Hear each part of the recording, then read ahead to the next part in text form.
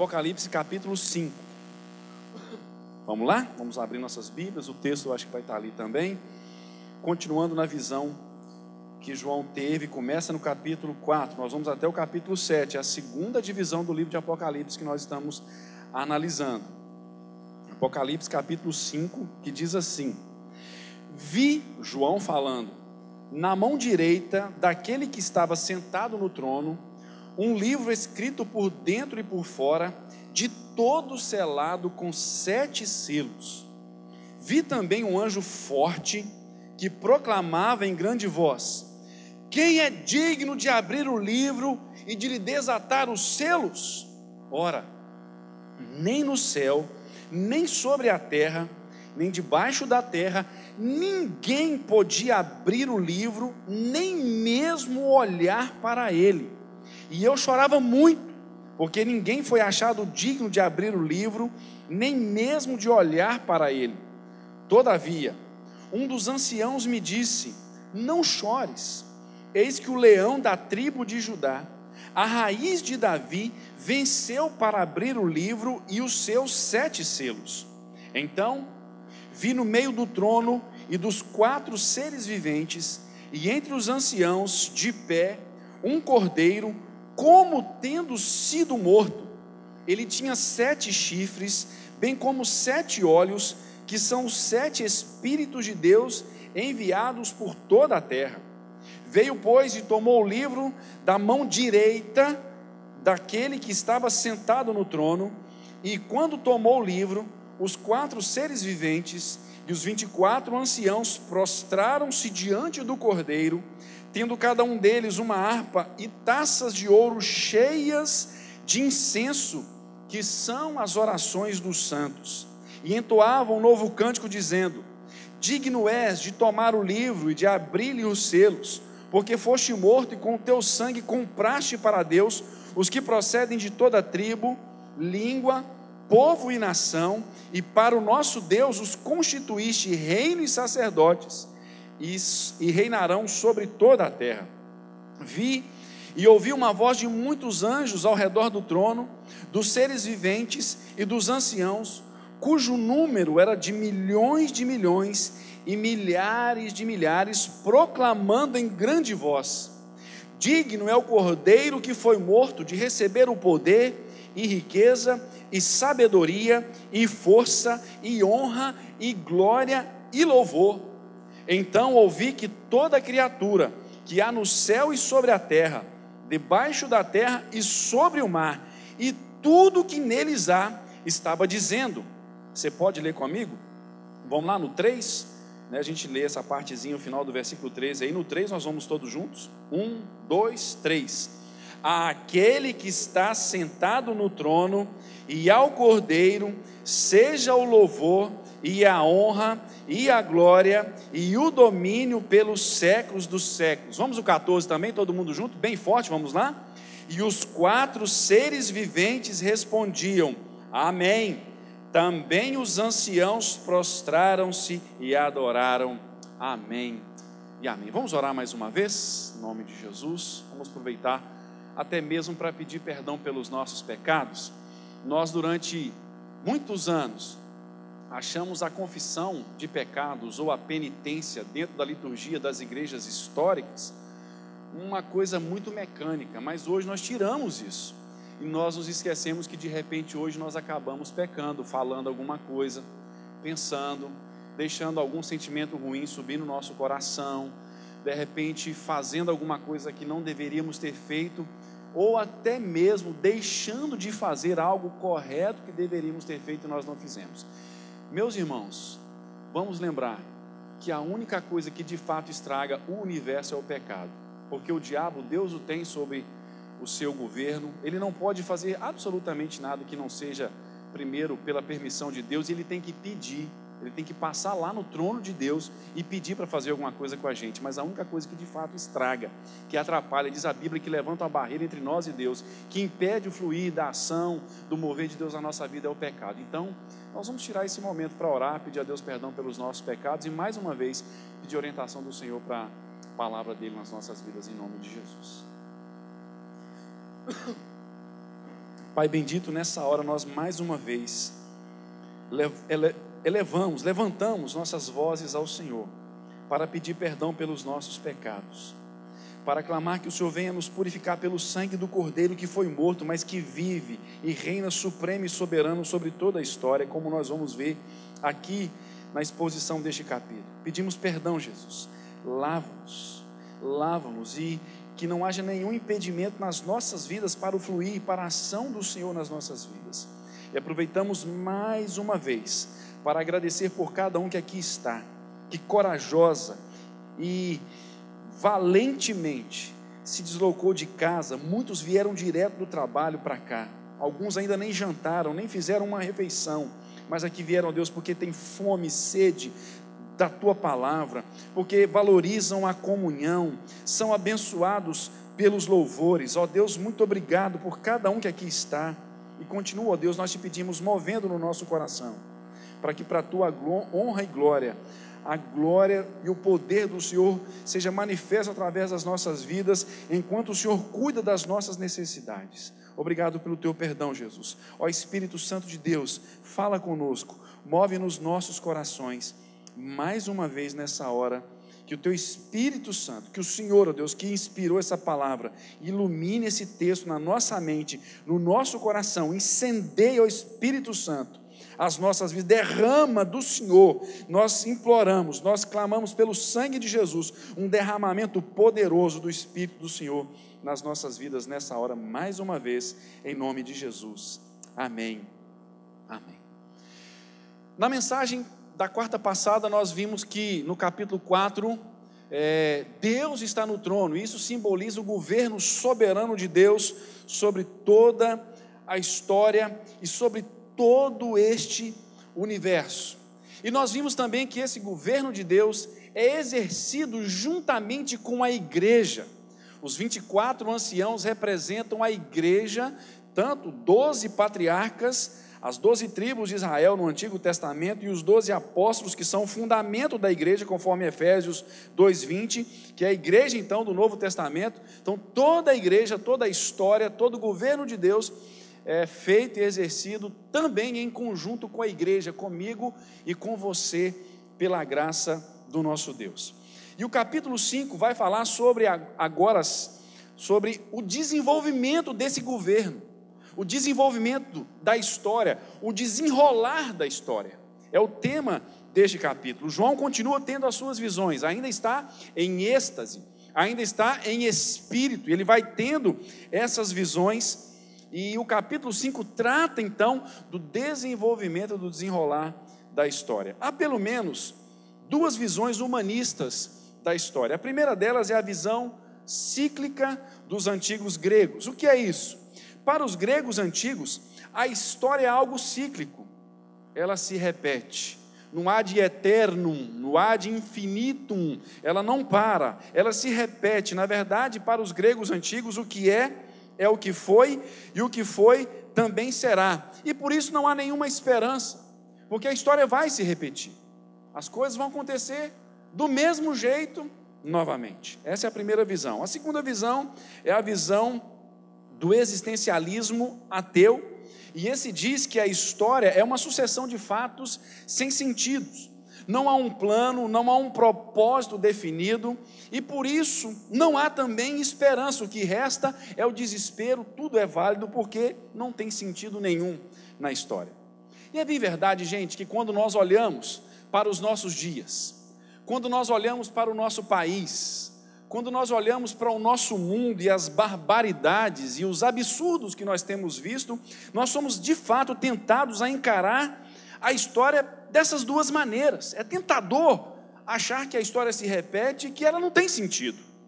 Mas será que é assim mesmo? Será que a história não tem sentido? Ou será que de fato a história sim tem um sentido e ela está sendo governada, que ela está sendo dirigida?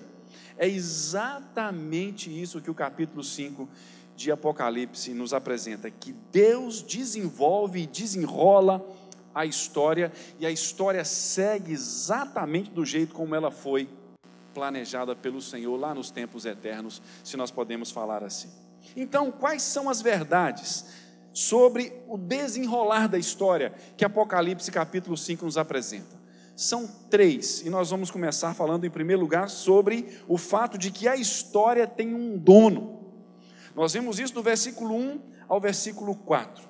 Gente, João no versículo 1 diz que ele tem a visão de um livro, de um rolo na verdade, que não era um livro como nós temos, né, os nossos livros ainda, mas era um rolo. E esse rolo tinha 7 selos, era todo selado por dentro e por fora. Este livro, ou este rolo, simboliza o plano eterno de Deus, que é todo compreensível. Simboliza o propósito de Deus com relação a todo o universo e a todas as criaturas, em todas as eras e em todos os tempos, em toda a eternidade. O Salmo 139:16 diz que Deus contou cada um dos nossos dias e determinou todos eles. Efésios 1:11 diz que Deus faz todas as coisas conforme o conselho da sua vontade, da sua soberana vontade. Mas o que isso tem a ver comigo e com você? Ora, pode colocar aí o seguinte, é que não existe então acaso nas nossas vidas. Em Gênesis 45, dos versículos 5 a 8, José fala isso para nós. Você se lembra que José, o filho quase mais novo de Jacó, porque o mais novo era Benjamim, um dia o pai vira para ele e diz assim: vai procurar os seus irmãos, vai saber notícia dos seus irmãos. E ele chega num lugar que ele achou que os irmãos estavam, e eles não estavam lá. Ele pergunta e disseram: os seus irmãos foram mais para diante. Talvez se fosse eu e você, a gente poderia voltar para casa, mas ele vai, e ao encontrar com os irmãos tinham ciúmes de José, e aí vendem José como escravo, pensaram em primeiro matá-lo, fizeram toda aquela história que quem conhece lá a Gênesis, a história de José sabe como é. Fingiram, simularam a morte por um animal, levaram a capa de José cheia de sangue para apresentar para Jacó. Mas José então é vendido para um povo, para uma caravana de ismaelitas, que era um povo total e absolutamente insignificante do nosso ponto de vista capitalista e ocidental. Mas esse povo pega José e o vende lá no Egito como escravo. Onde passaria na nossa cabeça que esse menino, 17, 18 anos de idade, mais ou menos, 17 anos, seria e se tornaria o vice-presidente da nação mais poderosa dos seus dias? É como se tornar vice-presidente dos Estados Unidos, e mesmo assim o presidente não fazia absolutamente nada sem consultar o vice, que em geral não é assim. Não há casos na nossa história, não há, por piores que tenham sido os acontecimentos, as circunstâncias e os desdobramentos da nossa história e de toda a história, Deus tem o controle absoluto de tudo e de todos. José disse isso lá no finalzinho, Gênesis 45, versículos de 4 a 8, quando ele se apresenta aos irmãos, eles se desesperam: meu Deus, agora ele é presidente da maior nação, vai nos matar. Ele diz: não, vocês não me trouxeram para cá, vocês foram um instrumento, foi Deus que nos trouxe para cá. E aí fica difícil, meus irmãos, pensar assim: como que um divórcio, como que um prejuízo financeiro, como que uma doença, como que um engano, uma decepção vai cooperar? Como que Deus tem o controle? Como? Se Deus tem o controle, por quê? A bem da verdade, o capítulo 5 está aqui para nos mostrar que toda a história acontece porque Deus tem o controle. É claro que nós temos a nossa responsabilidade. Nós nunca vamos conseguir, logicamente, casar a soberania de Deus, o controle soberano de Deus sobre tudo e sobre todos, com as nossas próprias decisões. Nós somos responsáveis pelas nossas decisões. É difícil casar isso. A resposta para isso é: quem és tu, homem, para discutires com Deus? E ao vaso perguntar ao oleiro: por que assim me fizeste?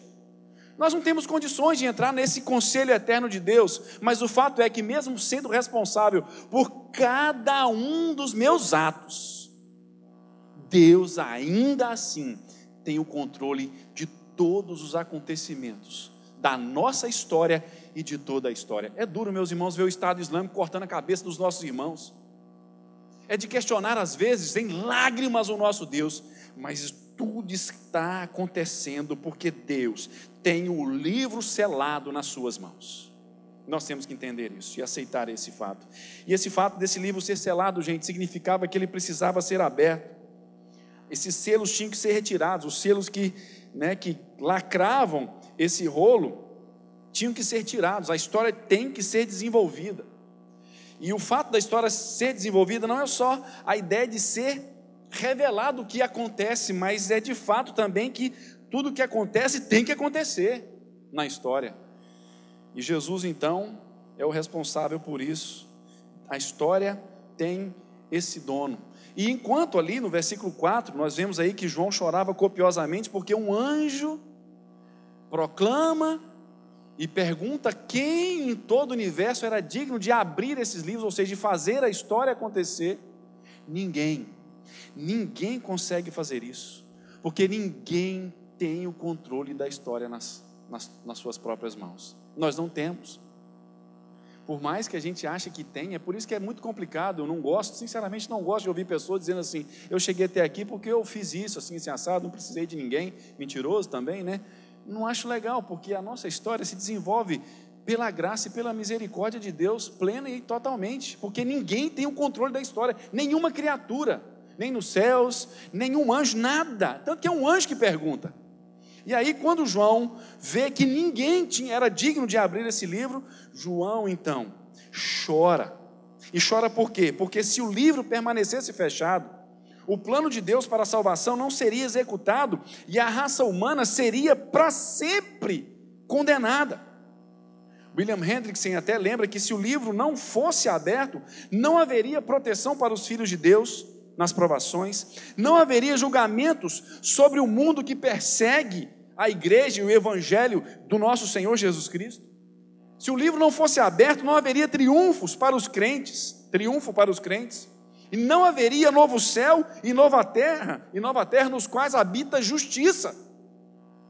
O livro tinha que ser aberto. Então, qual é a implicação disso para nós também? A segunda implicação dentro desse fato da igreja, da história ter um dono, é que os crentes então precisam ter um coração cheio de compaixão pela história.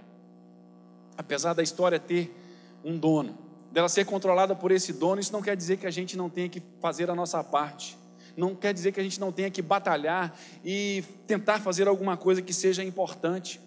William Carey, que está aí no envelopezinho de dízimo, quando ele chegou lá na Índia, em 1793, ele viu uma viúva ser queimada juntamente com o corpo do marido, que estava morto, estava sendo velado, e chega um momento em que eles tinham que queimar o corpo, e a viúva era queimada viva, juntamente com o marido. A religião propunha isso, e aquilo o desesperou, o deixou extremamente perturbado, e além de pregar o evangelho, traduzir Bíblia, fundar escolas, fundar seminários, fundar sociedade de botânica e de agricultura na Índia, fazer tantas coisas que hoje, e a tradução da Bíblia, as traduções que ele fez afetam hoje mais ou menos 1/3 da população mundial, quase 2 bilhões de pessoas. Ele também tomou como causa acabar com aquele ritual que era chamado de sati, e lutou, e em vida viu aquilo ser exterminado.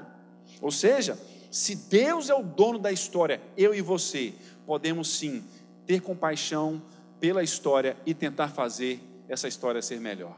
É isso que nós temos que entender e colocar no nosso coração. Em primeiro lugar, então, a história tem um dono, do versículo 1 ao versículo 4. Segundo lugar, do versículo 5 ao versículo 10, nós vemos que Jesus Cristo, então, é a solução da história.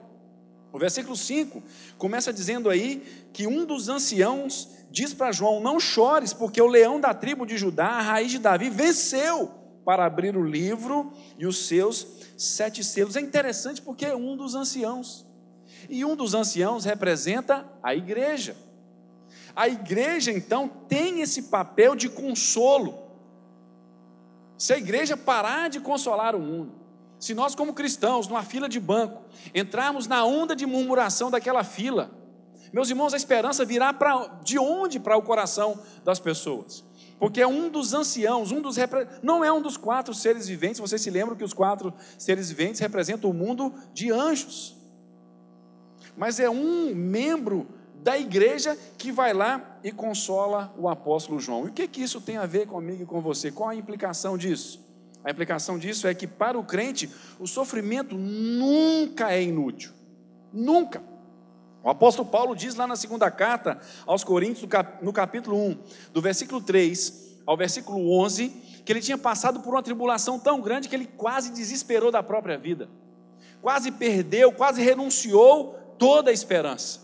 Mas ele diz o porquê daquilo: era para que o consolo que ele recebesse, ele também desse o consolo para as outras pessoas. E sabe, gente, tudo que nós passamos, toda a dor que nós passamos, Deus vai usar, mesmo que tenha sido uma má decisão, mesmo que tenha sido uma péssima escolha, se nós nos mantivermos numa posição correta, Deus vai usar isso para o bem. O problema é que muitas pessoas, diante do sofrimento, se tornam amargas, se tornam cínicas, ou cheias de autocompaixão, de autocomiseração, de dó de si mesmas, e aí começam então a fazer com que a vida das pessoas ao redor se torne miserável também. Mas o sofrimento para o crente nunca é inútil. E aí é interessante porque esse ancião mostra onde está o consolo. O consolo está no leão da tribo de Judá. Essa é uma referência a Gênesis 49, quando Jacó abençoou os seus 12 filhos, e ele diz que Judá era um leão, demonstrando que ele seria o governador, e de fato a tribo de Judá que governou o país inteiro, a partir principalmente de Davi, do rei Davi. Jesus é a raiz de Davi, é uma referência a Isaías 11, Jeremias 23 e Zacarias 3, essa expressão, a raiz, demonstrando que Jesus era o Senhor de Davi. Salmo 110 diz: o Senhor ao meu Senhor. Davi reconhecendo o governo soberano do Messias. E essas duas expressões então demonstram para nós a realeza, o governo soberano de Jesus, e aí está o nosso consolo. O consolo está em nos voltarmos cada vez mais para Jesus Cristo. E como isso nos afeta então, gente? Nos afeta da seguinte maneira: é que a nossa miséria não é empecilho para a proteção e para o cuidado de Jesus por nós. A dor de João, o sofrimento de João, as misérias de ser humano não impediu que o Senhor Jesus cuidasse do apóstolo João. E desde que nós, gente, reconheçamos que somos miseráveis e não pensemos que somos melhores do que os outros, certamente o Senhor cuida de nós. Eu fico pensando, sabe, irmãos, a respeito das coisas que muitas vezes nós falamos uns dos outros, inventamos calúnias. O Salmo 101, versículo 5 diz que ao que calunia o próximo, as ocultas, a esse eu vou destruir, Deus fala. Lá em Tiago, capítulo 4, versículos 11 e 12, nos diz que nós não devemos agir com maledicência com os nossos irmãos e com as pessoas, porque fazer isso é se tornar juiz, e só um é juiz. Ou seja, falar mal das pessoas, principalmente de graça, é tentar tomar o lugar de Deus. Deixa eu te falar, se tem uma coisa que Deus não dá de jeito nenhum para ninguém, é o lugar dele. É capaz de um anjo bom, um anjo de alta categoria se transformar num demônio, do que Deus dá o lugar dele, para quem quer que seja. E quando nós vemos, eu vejo pessoas falando mal de outras pessoas, inventando calúnias, eu fico com dó da pessoa que está falando mal, não fico com dó da pessoa que está sendo alvo daquela língua grande. Sabe por quê? Está querendo tomar o lugar de Deus, e Deus não aceita isso, de jeito nenhum, de jeito nenhum. O consolo aqui então vem quando nós reconhecemos nossa necessidade e dependemos de Jesus. Os versículos 6 e 7, gente, mostram para nós aí o papel crucial da morte de Jesus. A morte de Jesus é o ponto alto da história, é o ponto mais alto da história, porque os versículos 6 e 7 nos diz aí que João vê no meio do trono e dos 4 seres viventes, e entre os anciãos ele vê de pé, mostrando a sua autoridade, um cordeiro de Deus que tirai o pecado do mundo, né? Eis o cordeiro de Deus que tira o pecado do mundo. Esse cordeiro, ele parecia que tinha sido morto, ele tinha uma marca que identificava que ele tinha sido morto, e ele tinha 7 chifres. A ideia dos 7 chifres aí, gente, tem o sentido de autoridade. É engraçado isso, a nossa cultura, chifre é uma coisa tão horrorosa, né? Tão terrível, tão miserável, né? Mas aqui na cultura lá de Israel, do Israel antigo, principalmente no Antigo Testamento, o chifre representava autoridade, tanto que esse é um problema por causa de uma Michelangelo, não tem a estátua lá que Michelangelo fez de Moisés, não tem 2 chifres? Quem já viu? Quem curte arte aqui? Deixa eu ver.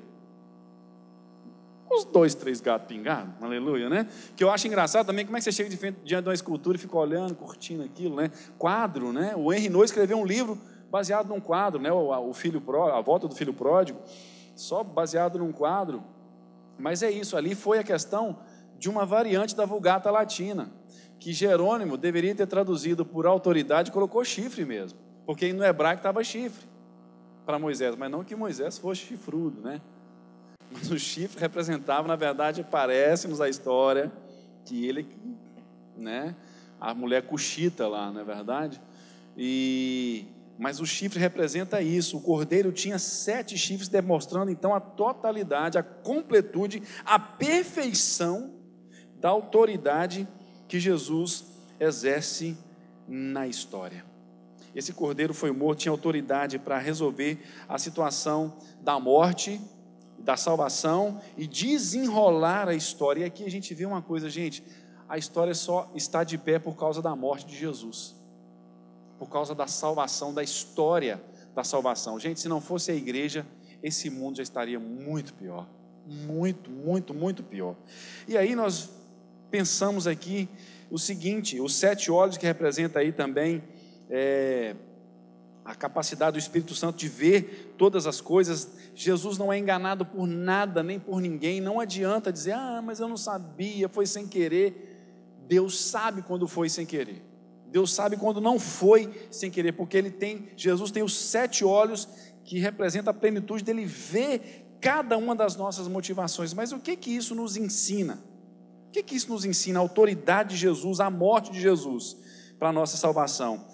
Sabe, gente, é que nós coloca para a gente aí, não brincar com a salvação gratuita que Deus nos dá. Filipenses 2,12 nos diz que nós devemos desenvolver a nossa salvação com temor e tremor. O fato é que nós não podemos brincar de ser crente, nós não podemos brincar de pecar, nós não podemos nos dar a esse luxo. De repente, nós temos que nos questionar se há algum pecado, algum comportamento pecaminoso que está nos dominando. E eu digo aqui, gente, não só pecados externos, porque nós só enfatizamos principalmente o adultério. Quase que o adultério é o pecado imperdoável. Quase que é isso. Mas e o que dizer da inveja? E o que dizer da amargura, do ódio, da mágoa?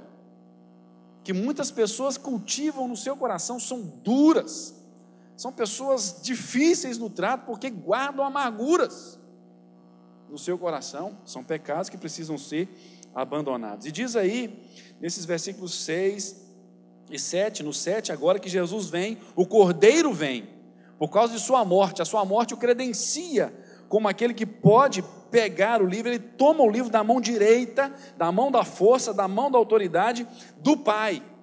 Ele faz essa ação, e isso simboliza a coroação de Jesus, que está lá em Hebreus capítulo 2, versículos 8 e 9, demonstrando então que Deus o Pai ele governa na verdade a história através de Cristo Jesus. Gente, toda a história depende de Jesus Cristo. Então o que nós precisamos de fato não é de dinheiro meramente, não é de casa, não é de carro. Nós precisamos sim dessas coisas, mas o que nós de fato precisamos é conhecer a Jesus, o Senhor de todo esse universo.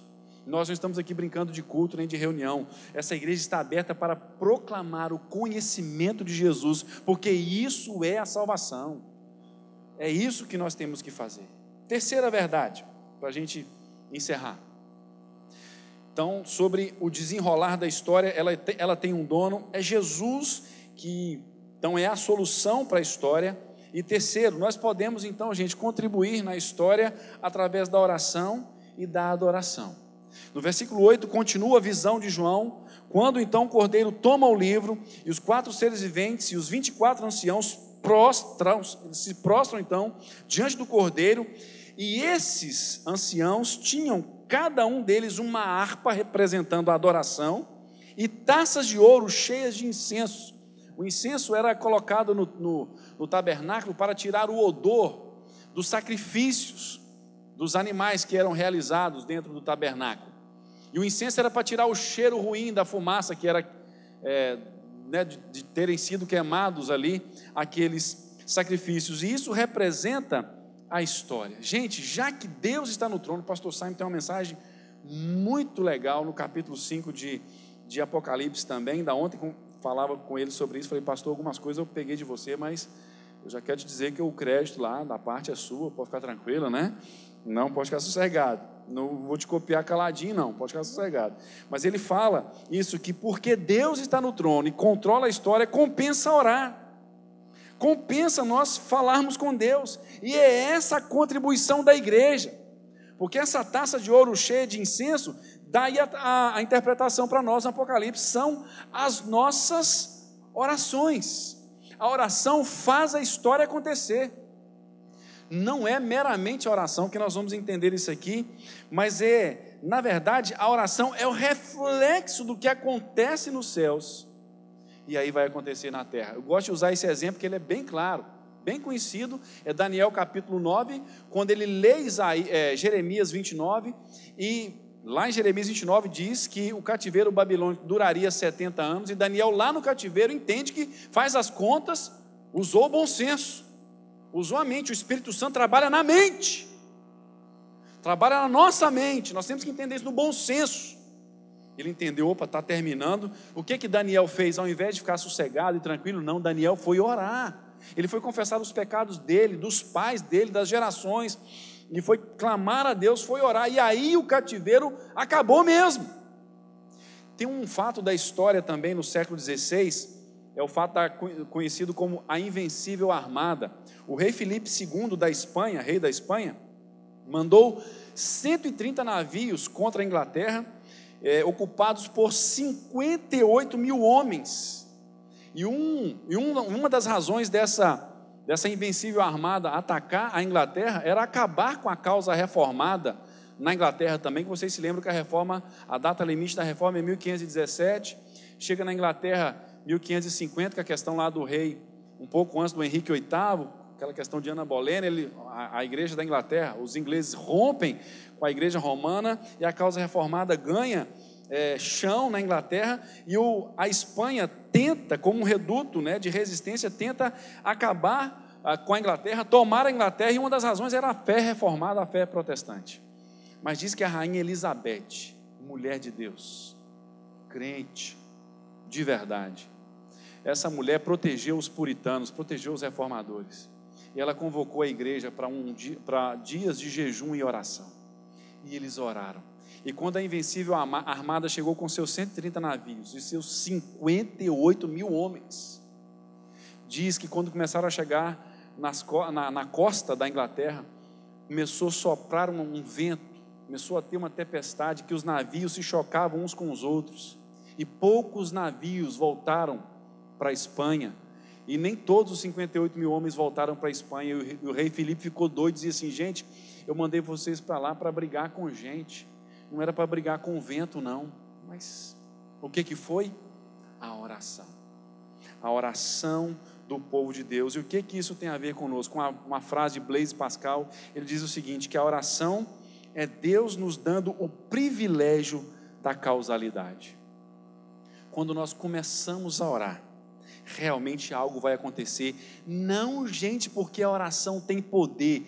Pelo amor de Deus, não vamos parar com isso em nome de Jesus. Quem tem poder é o Deus que incentiva a oração e que ouve a oração. É isso que nós temos que entender. O nosso Deus é todo poderoso, e Ele nos faz participantes da história, fazer a história acontecer através da oração. E a minha pergunta é: gente, por que nós oramos tão pouco? Por quê? Ou quando nós oramos, só oramos com razões e motivações egoísticas, só pensamos em nós. Já não era tempo de fazermos um dia de jejum, de humilhação pelo nosso país, de oração pelos nossos governantes mesmo? A oração, e nós temos que trazer isso ao nosso coração. Mas nós vimos aqui que nós contribuímos com a história, com a oração e com a adoração, porque do versículo 9 ao versículo 14, nós temos 3 cânticos, que tem 2 temas básicos. O primeiro deles é que Jesus, nos versículos 9 e 10, é adorado porque Ele nos resgatou, Ele nos salvou com a sua morte, com a sua vida e com a sua morte, com a sua ressurreição. E Jesus também é adorado, nos versículos 11 a 14, por aquilo que Ele tem. E toda a criação, visível e invisível, adora Jesus pela salvação que Ele nos dá e pela dignidade E o que é adoração? É uma boa pergunta, né? A gente colocar isso. O que é adoração? No versículo 14 é dito aí que eles adoraram, os anciãos adoraram ao Senhor. Adoração, essa palavra que está aí, ela significa prostrar-se perante alguém, reverenciar, receber respeitosamente. Assim, gente, quando nós adoramos a Deus, seja através da música, mas muito mais através das nossas vidas, através do louvor, mas através da nossa vida, o Salmo 115:8 diz que nós nos tornamos semelhantes ao Senhor. E o que o Senhor tem? Olha o que diz o versículo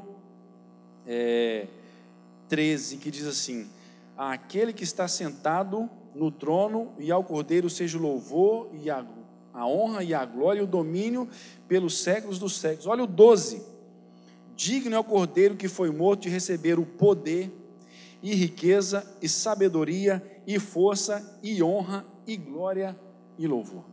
Quando nós adoramos ao Cordeiro Santo, ao Cordeiro Jesus, é isso que nós recebemos: poder, riqueza, ainda que não seja a riqueza total e da visão que as pessoas, que a nossa geração tem, mas sabedoria, força, é isso. Nós adoramos a Deus para ter isso. E quem adora a Deus tem exatamente isso. E aí mais? Quando nós adoramos ao Senhor, nós temos que fazer essa outra pergunta: o que é adoração? Que é nos curvarmos, reverenciarmos, recebermos ao Senhor respeitosamente, vivermos com Ele, termos uma vida na presença de Deus. Isso nos torna semelhantes a Ele. Mas o que a adoração produz? Eu me lembro de uma história bíblica, que é verdadeira, e depois me lembro também de um exemplo da história bem recente. Mas o primeiro deles está em 2 Crônicas, capítulo 20. Vocês lembram desse texto, quando Josafá, ameaçado pelos irmãos, porque Moabe era parente, Moabe e Amon eram parentes dos judeus, e esse povo se levanta contra os judeus, contra o rei Josafá. E o rei Josafá faz uma hora, e Deus dá uma estratégia de guerra para Josafá. Colocou o coral, o grupo de louvor na frente da batalha. E diz o texto lá em 2 Crônicas 20, que quando o povo começa a cantar, os amonitas e os moabitas se mataram uns aos outros. A adoração faz isso, a adoração traz vitória. Quando nós adoramos a Deus, quando nós cantamos, gente, quando está difícil, muito difícil, cantar músicas de Deus, cantar louvores a Deus, e ter no coração louvor, e ter nos lábios a gratidão ao Senhor, adorarmos a Deus, pode ter certeza, a situação que é contrária, mais dia menos dia, ela será revertida, e enquanto ela não for revertida, Deus nos dará força para vencer. É por isso que a igreja continua de pé ainda nesse mundo tão maluco, porque nós adoramos ao Senhor. O segundo fato da história recente que eu quero contar para vocês, aconteceu depois de 1989, com a queda do Muro de Berlim, com a queda da chamada Cortina de Ferro, né? E na Rússia, quando caiu o comunismo na Rússia, foi-se descoberto que tinha mais evangelho do que se podia imaginar na Rússia. E o Philip Yancey ficou intrigado e foi um dia visitando a Rússia depois da queda, né, da Cortina de Ferro, e perguntou às pessoas de lá o porquê que pipocaram igrejas e cristãos para tudo quanto é lado após se tornaram manifestos após a queda da Cortina de Ferro. A explicação foi a seguinte: é que Fyodor Dostoiévski, em todas as suas obras, ele colocava conteúdo cristão. Era um homem que tinha uma luta grande para andar com o Senhor, um homem que buscou adorar o Senhor. E olha só o capricho de Deus. Claro que tinha a questão das Bíblias do irmão André, da missão Portas Abertas, claro que tinha isso, mas tinha também ali Deus usando a pena, a escrita, os livros, os romances de um homem chamado Dostoiévski, que tinha uma paixão muito grande por Jesus. Ou seja, a adoração influenciou a história numa boa parte do mundo. E a minha pergunta é: nós temos adorado a Deus? Coloca aí, a adoração a Jesus produz libertação. Tantas são as nossas cadeias, tantas são as nossas dificuldades, mas se nós levarmos uma vida de adoração ao Senhor, e não nos enganemos, a igreja faz parte disso, tá? Ser crente em casa é nossa obrigação, mas não dá para ser crente só em casa, tem que vir na igreja. Não adianta também só vir na igreja e não ser crente em casa, precisa dos dois. É o ciclo hermenêutico, um depende do outro, um sustentando o outro, e essa vida de adoração vai produzir libertação nas nossas vidas e na nossa história. Eu quero concluir, gente, nós vamos concluir.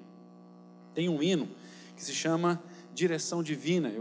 Nós vamos dar uma lidinha na primeira e na terceira estrofe, que tem tudo a ver com o desenrolar da história. Essa história tem um dono. Jesus Cristo é o dono, é o que soluciona essa história também.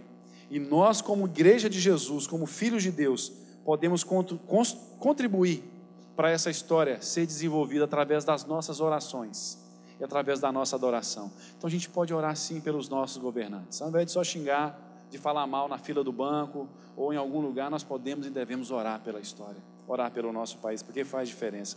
E diz aí esse hino o seguinte: direção divina, as tuas mãos dirigem o meu destino, mas não só o nosso, de toda a história. Ó Deus de amor, que seja sempre assim. Teus são os meus poderes, minha vida, em tudo, eterno Pai, dispõe de mim. Meus dias sejam curtos ou compridos, passados em tristezas ou prazer, em sombra ou luz, é tudo como ordenas, e eu tenho por bem-vindo o teu querer. A terceira estrofe, pula aí. As tuas mãos dirigem o meu destino, acasos para mim não haverá. Isso é fantástico, não vai ter acaso. Essa semana eu quero contar uma coisa para vocês, chula, simples, mas eu fui lavar o carro.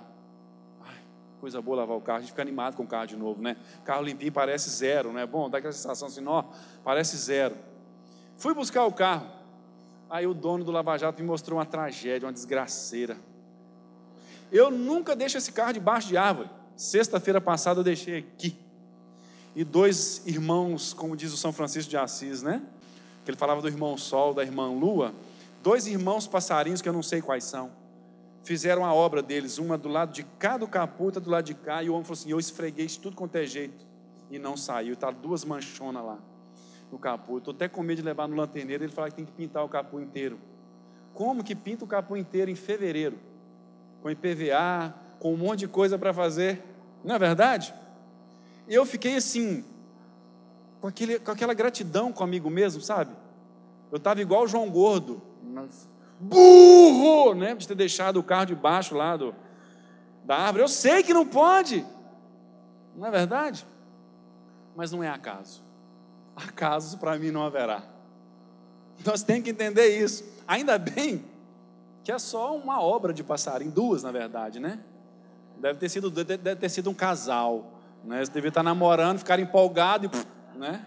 E fizeram a obra. Mas não tem acaso nisso. Diz de uma coisa pequena, mas por maiores que sejam as dores, as circunstâncias, acasos para nós não haverá. O grande Pai vigia o meu caminho, o nosso caminho, e sem motivação não me afligirá. Sem motivação não me afligirá.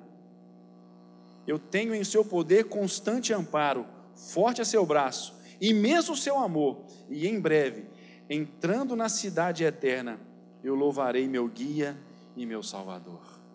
Meus irmãos, está difícil viver, eu sei que está complicado, mas Deus continua mantendo o governo soberano da história. Ele está desenrolando do jeito que Ele quer, apesar e a despeito das nossas decisões que temos que tomar, temos que fazer.